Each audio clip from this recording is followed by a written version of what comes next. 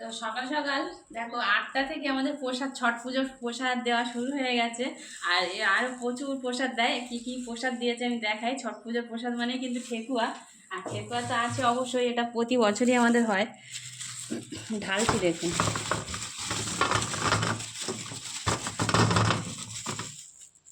দেখুন কত ঠেকুয়া দিয়েছে, কলা দিয়েছে, একটা ডালিম, আর ওরা সব গোটা ফলই দেয়, এটা বেশ ভালো লাগে। আর তো নারকেল, তাই নারকেলটা দেখছি না, মানে নারকেল বলতে আর কি, নারকেলটা তুলে সেরে। আর একটা দেখুন, এ তো আপেল আছে, আর আপেল আর কলাটা ওরা দেয় খুব। নারকেল, তারপরে বাতাবি লেবু,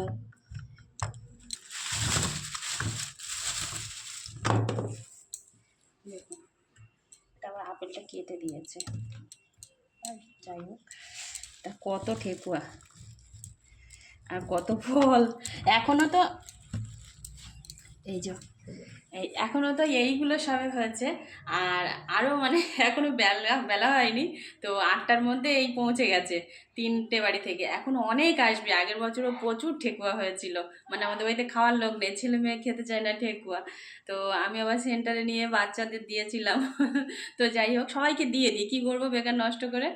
তো ঠেকুয়াগুলো কিন্তু খুব সুন্দর খেতে। আমার উনি খেয়েছে, একটা খেয়ে দেখেছে, বলছে ভীষণ ভালো হয়েছে। আমি এখনও খেয়ে দেখিনি, তো পরে খাচ্ছি।